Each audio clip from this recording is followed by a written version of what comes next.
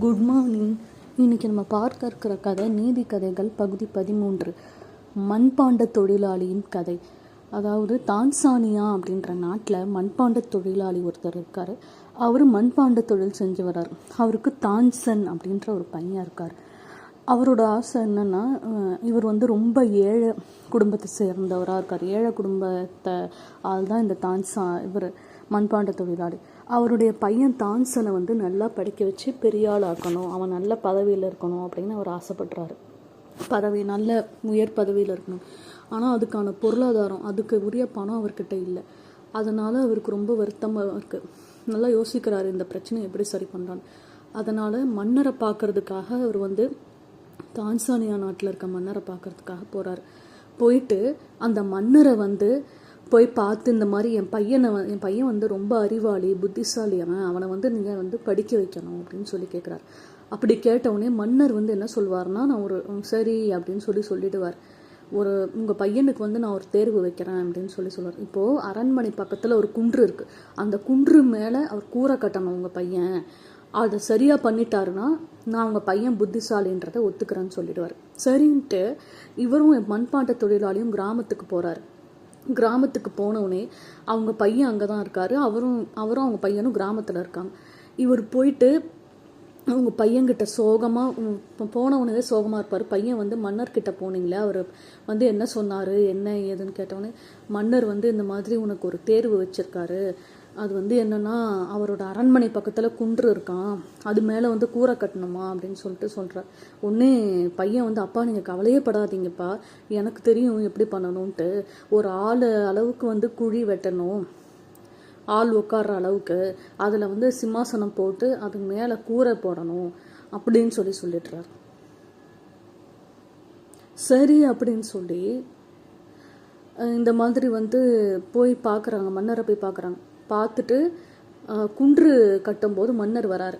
அப்போது மன்னர்கிட்டே இந்த திட்டத்தை சொல்லி மன்னர் சரின்னு சொல்லிடுறாரு. அதுக்கப்புறமா வெற்றிகரமாக அந்த குன்று மேலே கூரையை கட்டி நல்லபடியாக கட்டுறான் பையன். அதனால் அவன் புத்திசாலின்னு சொல்லி முதல் தேர்வில் வெற்றி பெற்றுறான். அதுக்கப்புறம் ரெண்டாவது தேர்வு என்ன சொல்கிறாருன்னா, நான் அரண்மனையில் ஒரு நாய் வளர்க்குறேன். அந்த நாய் என்னோட எதிரி நாட்டிலேருந்து யார் வந்தாலும் குலைச்சிக்கிட்டே இருக்கும். அந்த நாய் ரொம்ப ரொம்ப ரொம்ப முரட்டுத்தனமாக தான் இருக்கும். அந்த நாய் இன்னும் முரட்டுத்தனமாகணும், அதை உன் பையன் பண்ணணும்னு சொன்னோன்னே அதுக்கு அந்த பையன் என்ன சொல்லுவான், கண்ணாடி எடுத்துகிட்டு வாங்கன்னு சொல்லுவான். கண்ணாடி எடுத்துகிட்டு கண்ணாடியை காட்டினோடனே அதோடைய பின்பத்தை பார்த்து, அதோடைய நிழலை பார்த்து அதுவே ரொம்ப குலைக்க ஆரம்பிச்சிடும். அதை பார்த்தோன்னே மன்னர் உங்கள் பையன் ரொம்ப புத்திசாலின்னு நீங்கள் சொன்னதை நான் ஒத்துக்கிறேன். உங்கள் பையனை என் பையனா நான் வளர்க்குறேன், நான் பார்த்துக்கிறேன். எனக்கு அடுத்து இந்த அரண்மனை உங்கள் பையனுக்கு தான். உங்கள் பையனை என்கிட்ட விடுங்க, நான் அவனை நல்லா படிக்க வைக்கிறேன், நல்லா பெரிய ஆளாக்குறேன். நீங்களும் இங்கேயே தங்கிக்கோங்க, உங்கள் மண்பாண்ட தொழிலையும் பார்த்துக்கிட்டு இங்கேயே தங்கிக்கோங்க அப்படின்னு சொல்லுவார். அதாவது இதுலேருந்து நமக்கு என்ன தெரியுதுன்னா, கற்றவனுக்கு சென்ற இடமெல்லாம் சிறப்பு. நம்மளோட படிப்பு நம்மளை உயர்த்தி காட்டும். கற்க கசடர கற்பவை கற்றபின் நிற்க அதற்கு தக அப்படின்னு வள்ளுவர் சொல்லியிருக்கார்.